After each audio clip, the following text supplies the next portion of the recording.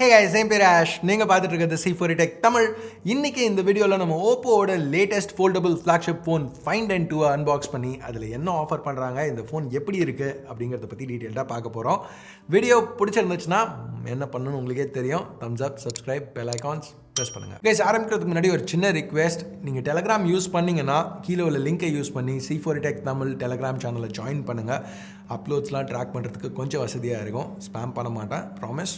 முடிஞ்சா ஜாயின் பண்ணுங்க.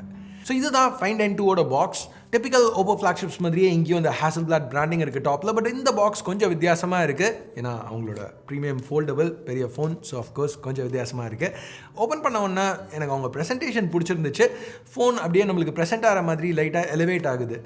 சரி, இப்போ ஃபோனுக்கு வருவோம். ஃபோனில் அந்த ப்ரொடக்டிவ் பிளாஸ்டிக்கை ரிமூவ் பண்ணலாம். பார்க்க தாறு மாறாக இருக்குது. நீங்கள் பார்த்துட்டு இருக்கிறது பைன் க்ரீன் வேரியண்ட். இதுக்கு பேக்கில் மேட் ஃபினிஷ் கொடுத்துருக்காங்க. பார்க்க மட்டும் இல்லை, கையில் பிடிச்சி யூஸ் பண்ணுறதுக்கும் ரொம்ப ப்ரீமியமாக ஃபீல் ஆகுது. இந்த பில்டை பற்றி நம்ம இதுக்கு வருவோம், டக்குன்னு வருவோம். இப்போதைக்கு பாக்ஸில் வேறு என்ன இருக்குன்னு பார்த்தா ஒரு 67 watt super VOOC charger, USB Type A to Type C கேபிள், ஒயிட் ஆக்சன்ஸோட இந்த சார்ஜர் யூஸ் பண்ணி உள்ள 4520 mAh பேட்டரியை 0 to 100 42 நிமிஷத்தில் சார்ஜ் பண்ணலான்னு கிளைம் பண்ணுறாங்க. Respectable numbers. அதுக்கு அடுத்து இந்த பிளாக் இன்சர்ட், இதில் ஸ்னாப் ஆன் கேஸ் இன்க்ளூட் பண்ணியிருக்காங்க. அது போக சிம் எஜெக்டர் டூல்ஸ், இல்லை ரெகுலர் லீஃப்லெட்ஸ், ஒரு மைக்ரோஃபைபர் கிளாத் கூட ப்ரொவைட் பண்ணுறாங்க. ஃப்ளெக்சிபிள் டிஸ்பிளேஸ்னு வரையில் அதில் உள்ள அந்த அல்ட்ரா தின் கிளாஸ் ஈஸியாக ஃபிங்கர் பிரிண்ட்ஸ் ஸ்மட்சஸ் பிக்கப் பண்ணும். ஸோ அதனால தான் இதை இன்க்ளூட் பண்ணியிருக்காங்க. பேசிக்காக இது ஒரு நெகட்டிவ் கிடையாது. ஃபோல்டபிள் டெக்னாலஜி நீங்கள் அந்த பாயிண்டில் தான் இருக்குது. அட்லீஸ்ட் சில பிராண்ட்ஸ் மாதிரி இதுக்கு ஒரு 1900 வாங்காமல் இருக்காங்க. ஸோ எனிவேஸ் பெருசாக கம்ப்ளைண்ட்ஸ் எதுவும் இல்லை. ஃபிங்கர் பிரிண்ட்ஸ் ஸ்மட்சஸ் பற்றி பேசையில் பேக்கில் கொர்லா கிளாஸ் விக்டர்ஸ் அந்த மேட் ஃபினிஷ் இருக்கிறதுனால பேக் ரொம்பவே க்ளீனாக இருக்குது. இது பைன் க்ரீன் ஏற்கனவே சொன்ன மாதிரி. இது போக க்ளவுட் ஒயிட் அப்புறம் பிளெயின் பிளாக்னு 2 கலர்ஸ் ஆஃபர் பண்ணுறாங்க. அந்த பிளாக் ஸ்கியூ அதில் ஈகோ லெதர் ஃபினிஷ் யூஸ் பண்ணியிருக்காங்க. ஸோ க்ரிப் கொஞ்சம் பெட்டராக இருக்கணும். இப்போது ஓப்போவோட அந்த டிபிக்கல் கேமரா டிசைன் நம்ம Find X5லேருந்து பார்த்துட்டு இருக்க அதே டிசைன் இங்கேயும் இருக்குது. ஒரிஜினல் Find N கம்பேர் பண்ணல இது கொஞ்சம் லுக்ஸ் ரிஃபைன் பண்ணியிருக்காங்க. இன்னும் ஸ்லிம்மாக லைட்டாக இருக்குது. வெயிட்னு பார்த்தீங்கன்னா இன்றைக்கி தேதிக்கு இதுதான் இருக்கிறதுலேயே லைட்டஸ்ட் ஃபோல்டபுள் ஃபோன். இப்போ ஒரு சில மாதம் முன்னாடி மிக்ஸ் ஃபோல்ட் 2 கவர் பண்ணல நான் என்ன சொன்னேன்னா, ஒரு நார்மல் ஐஃபோன் எடுத்துக்கிட்டிங்கன்னா, ஐஃபோன் ப்ரோ மேக்ஸ் எடுத்துக்கிட்டிங்கன்னா அதை கேஸோடு யூஸ் பண்ணுற அதே வெயிட் தான் இருக்குது இந்த ஃபோன் அப்படின்னு தான் அந்த வீடியோவில் சொல்லியிருந்தேன். இப்போ ஓப்போ அதை ஒரு ஸ்டெப் புஷ் பண்ணியிருக்காங்க. இந்த phone Find N2 iPhone 14 pro மேக்ஸோட கம்மியாகவே ஆகுது. ஸோ இதை கையில் பிடிச்சி யூஸ் பண்ணுறதுக்கு ரொம்ப கம்ஃபர்டபுளாக இருந்துச்சு. ஓப்போ ஒரு சில சேஞ்சஸ் இங்கே எடுத்துகிட்டு வந்திருக்காங்க. இப்போ அந்த வால்யூம் கீ பவர் பட்டனோட அதே சைடுக்கு மூவ் ஆகிருக்கு. ஸோ இப்போ அன்ஃபோல்டடாக யூஸ் பண்ணையில் அதை ஆக்சஸ் பண்ணுறதுக்கு கொஞ்சம் கன்வீனியண்ட்டாக இருக்கும். பவர் பட்டன் பிளேஸ்மெண்ட்டும் கரெக்டாக கொடுத்துருக்காங்க. அந்த ஃபிங்கர் பிரிண்ட் ஸ்கேனரை எக்ஸாக்டாக ஃபோனை கையில் பிடிக்கல, தம்பு எங்கே ரெஸ்ட் ஆகுமோ அதே இடத்துல பில்ட்டுனாக இருக்குது. ஸோ இந்த ஃபிங்கர் பிரிண்ட் ஸ்கேனரும் நல்லா ஃபாஸ்ட்டாக ரெஸ்பான்சிவாக இருந்துச்சு. டாப்பில் செகண்டரி நாய்ஸ் கேன்சலிங் மைக்ரோஃபோன் மட்டும், இன்னொரு சைடில் ஹெஞ்ச் இருக்குது. பாட்டமில் பார்த்தீங்கன்னா மைக்ரோஃபோன், ஸ்டீரியோ ஸ்பீக்கர்ஸ், டால்பி சப்போர்ட்டோட USB Type C போர்ட், அப்புறம் டியூவல் சிம் ட்ரே இருக்குது. ஃப்ரண்ட்டில் டிஸ்பிளேயும் லைட்டாக மாற்றிருக்காங்க. இது கொர்லா கிளாஸ் விக்டர்ஸால் கவர் ஆகிருக்கு. இது ஒரு 5.54 inch பேனல், 17.7:9 டிஸ்பிளே. இதுக்கு முன்னாடி 5.49 inch 18:9 ஆஸ்பெக்ட் ரேஷியோ இருந்துச்சு. ஸோ பெரிய வித்தியாசம்லாம் கிடையாது, யாரும் நோட்டீஸ் பண்ண போகிறதில்ல. இன்ஃபேக்ட் சில ஸ்பெக் ஷீட்ஸ்லாம் பார்த்தீங்கன்னா எல்லாரும் ரவுண்ட் ஆஃப் பண்ணி இதையும் 18:9 தான் சொல்ல போகிறாங்க. பட் நோட்டிசபிளான சேஞ்சும் இங்கே இருக்குது. 120 Hz LTPO டெக்னாலஜி ஃப்ரண்ட் பேனல்லையும் அவைலபிளாக இருக்குது. ஸோ இப்போ அந்த ஃபோல்டபிள் டிஸ்பிளேல உள்ள அதே ஸ்மூத்னஸ் உங்களுக்கு வெளியில் உள்ள கவர் டிஸ்பிளேலையும் கிடைக்குது. ரெசல்யூஷனும் லைட்டாக இன்க்ரீஸ் பண்ணியிருக்காங்க. பீக் பிரைட்னஸும் கொஞ்சம் இன்க்ரீஸ் ஆகிருக்கு. பீக் பிரைட்னஸ் பற்றி பேசையில் உள்ள டிஸ்பிளேயில் இப்போ 1550 nits வரைக்கும் பிரைட்னஸ் புஷ் பண்ண முடியும். போன தடவை 1000 nits வரைக்கும் போச்சுன்னு நினைக்கிறேன். அந்த க்ரீஸும் அந்த அளவுக்கு இப்போ நோட்டிசபிளாக இல்லை. சைஸ் ரெசல்யூஷன்லாம் மாறல. இன்னும் 7.1 inches 1792/1920 பிக்சல்ஸ். இது ஒரு E6 AMOLED panel. Oppo stylus support இதுக்கு எடுத்துகிட்டு வந்திருக்காங்க. ஓப்போ பென் பாக்ஸில் இன்க்ளூடடாக இல்லை, வேணும்னா தனியாக வாங்கி யூஸ் பண்ணலாம். ஓப்போ Find N மாதிரியே Find N2லையும் நீங்கள் ஃபோனை ஓப்பன் பண்ண உடனே திருப்ப தேவை இருக்காது. உங்களுக்கு அந்த வைட் ஆஸ்பெக்ட் ரேஷியோ ஆக்சஸ் பண்ணுறதுக்கு ரெகுலர் 16:9 கண்டென்ட்டுக்கு உங்களுக்கு பெருசாக எக்ஸ்ட்ரா ஸ்க்ரீன் ரியல் எஸ்டேட் எதுவும் கிடைக்க போகிறதில்ல. அந்த கவர் டிஸ்பிளேயோட 16% தான் எக்ஸ்ட்ரா ஸ்க்ரீன் ரியல் எஸ்டேட் கிடைக்குது. 5.96 inches 5.13க்கு பதிலாக. பட் இப்போ நீங்கள் நார்மலாக ஒரு புக்கு படிக்கிறீங்க, இல்லை வெப் ப்ரௌஸ் பண்ணுறீங்க, இல்லை ஏதாவது ப்ரொடக்டிவாக பண்ணணும்னு நினைக்கிறீங்கன்னா இந்த ஸ்க்ரீன் ரொம்ப யூஸ்ஃபுல்லாக இருக்கும். ப்ரொடக்டிவிட்டி பற்றி பேசையில் ஓப்போ ஒரு சில எக்ஸ்ட்ராஸ் ColorOS 13ல் இன்க்ளூட் பண்ணியிருக்காங்க இந்த யூசர் எக்ஸ்பீரியன்ஸை இம்ப்ரூவ் பண்ணுறதுக்கு. ஒரு ஆப்பை யூஸ் பண்ணல டாப்லேருந்து 2 ஃபிங்கர் ஸ்வைப் டவுன் பண்ணிங்கன்னா ஸ்ப்ளிட் ஸ்க்ரீன் ட்ரிகர் ஆகும். ஸோ மேபி நீங்கள் யூடியூப்பில் ஏதாவது பார்த்துட்டு இருக்கையில் சைடில் ப்ரௌசர் யூஸ் பண்ணலாம். ப்ளஸ் டிஸ்பிளே இந்த சைஸில் இருக்கிறதுனால ஒரு டேப்லெட் யூஸ் பண்ணுறதோட 2 ஃபோன் ஸ்க்ரீன்ஸ் ஒரே நேரத்தில் கையில் கிடைக்கிற மாதிரி தான் ஒரு ஃபீல் இருந்துச்சு எனக்கு. இங்கே டாப் பண்ணிங்கன்னா அந்த ஆப்ஸை ஸ்வாப் பண்ணலாம். இல்லைனா ஹரிசாண்டல் ஓரியன்டேஷன் சப்போர்ட் பண்ணிச்சுன்னா அதுக்கு மாற்றலாம். இல்லை அந்த ஆப் பேரை ஹோம் ஸ்க்ரீனுக்கு சேவ் பண்ணலாம். இப்போ ஏதாவது 2 ஆப் சைட் பை சைடு அடிக்கடி யூஸ் பண்ணுவீங்கன்னா அது ஒரு பேரா செட் பண்ணி ஒரே நேரத்தில் லான்ச் பண்ணி யூஸ் பண்ணலாம். நல்லா கன்வீனியண்ட்டாக இருக்குது. ஸ்க்ரீன்ஷாட் ஃபங்க்ஷனும் கொஞ்சம் இன்ட்யூட்டிவாக எடுத்துகிட்டு வந்திருக்காங்க. 3 ஃபிங்கர் ஸ்வைப் பண்ணிங்கன்னா ஸ்க்ரீன்ஷாட். இப்போது ஃபுல் ஸ்க்ரீன்ஷாட் வேணாம், 2 ஆப்ஸில் ஒரு ஆப்பை மட்டும் தான் ஸ்க்ரீன்ஷாட் எடுக்கணும்னா அந்த ஆப்பில் ஸ்வைப் பண்ணுங்கள். ஸோ இந்த கேஸில் பார்த்தீங்கன்னா 3 ஃபிங்கர் ஸ்வைப் லெஃப்ட்டில் உள்ள ஆப்பில் பண்ணால் லெஃப்ட் ஆப் மட்டும் ஸ்க்ரீன்ஷாட். இப்போ ரைட் சைடில் இருக்கிற ஆப்பில் இப்போ சென்டரில் ஸ்வைப் பண்ணோன்னா ஃபுல் ஸ்க்ரீன்ஷாட். இது போக மல்டி டாஸ்கிங்க்கு ஃப்ளெக்சிபிள் விண்டோஸும் இருக்குது.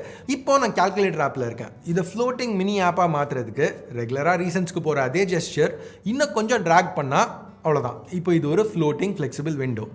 வேணும்னா ரீசைஸ் பண்ணலாம், தேவையில்லை இப்போ யூஸ் பண்ண போகிறது இல்லைனா சைடில் அப்படியே டக்கன் பண்ணி ஹைட் பண்ணிடலாம். இதை இப்போ ஒரு கார்னருக்கு ட்ராக் பண்ணோன்னா ஸ்ப்ளிட் ஸ்க்ரீன் மோடுக்கு போயிடும். இந்த ஃப்ளெக்சிபிள் விண்டோவை டபுள் டேப் பண்ணோன்னா ஃபுல் ஸ்க்ரீன் மோட் லான்ச் ஆகிடும். இந்த ஃப்ளெக்சிபிள் விண்டோஸை நார்மலாக ரீசன்ஸ் லிஸ்ட்லேருந்தும் லான்ச் பண்ணலாம், இல்லை சைடில் உள்ள அந்த ஸ்மார்ட் சைட் பேர் யூஸ் பண்ணியும் லான்ச் பண்ணலாம். அடுத்து ஃப்ளெக்ஸ் ஃபார்ம் மோட். அவங்களோட ஹிஞ்ச் டிசைனை பேஸ் பண்ணி இந்த Find N2 ஒரு விதமான லேப்டாப் மோடில் யூஸ் பண்ணலாம். ஸோ ஒரு பாயிண்ட்டுக்கு அப்புறம் இந்த ஹிஞ்ச் ஸ்டிஃபாக நிற்கும்.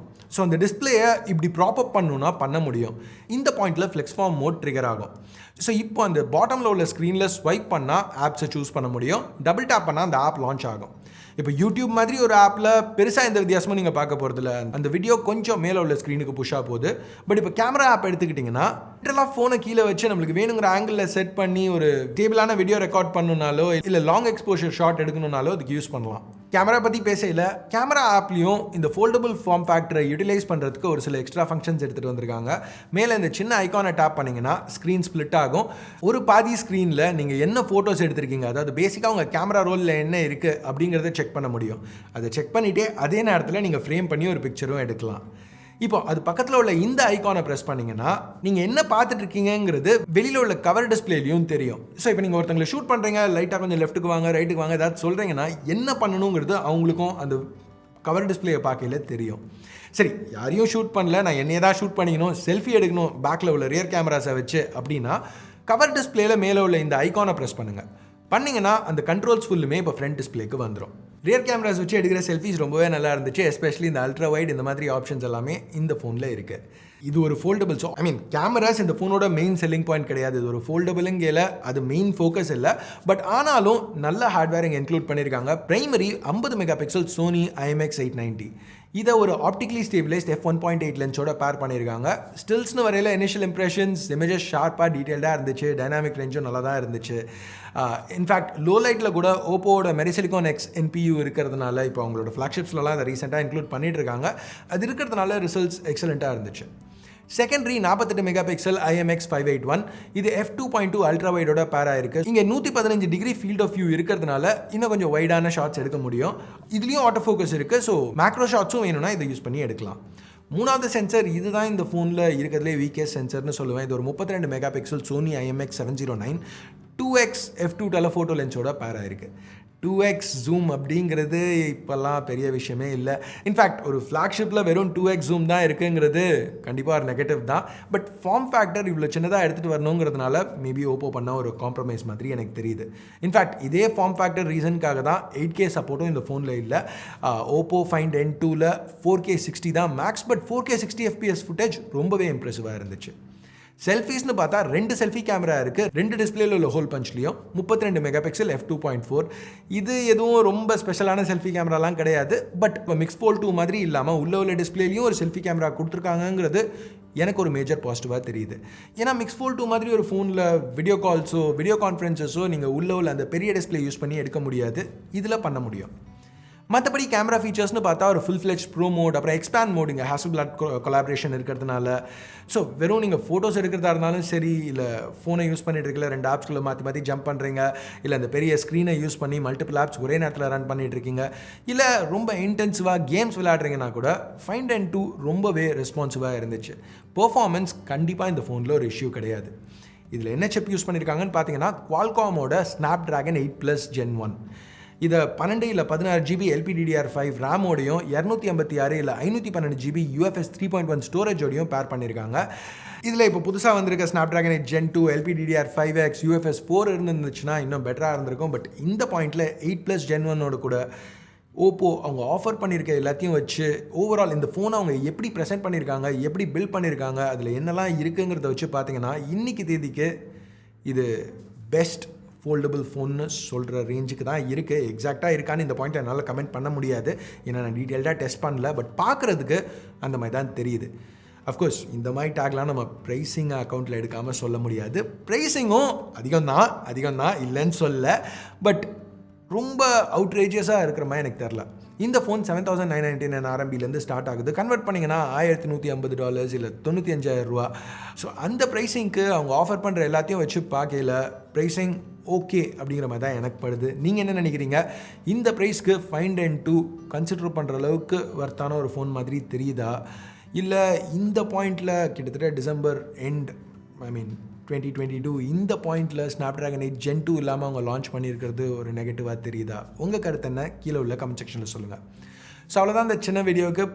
பிடிக்கல என்ன நினைக்கிறீங்களோ அதை பேஸ் பண்ணி தம்ஸ் அப் இல்லை தம்ஸ் டவுன் ப்ரெஸ் பண்ணுங்கள். சப்ஸ்கிரைப் பண்ணலனா சப்ஸ்கிரைப் பட்டன் ஏற்கனவே சப்ஸ்கிரைப் பண்ணியிருந்தீங்கன்னா பக்கத்தில் உள்ள பெல் ஐக்கான் அதையும் ப்ரெஸ் பண்ணுங்கள். அப்போ தான் நான் போடுற வீடியோஸை நீங்கள் மிஸ் பண்ணாமல் பார்க்க முடியும். அடுத்த வீடியோவில் உங்களை திருப்பி சந்திக்கிற வரைக்கும் என் பேர் ஆஷ். நீங்கள் பார்த்துட்டு இருக்கிறது C4E Tech Tamil. Have a nice day. Bye.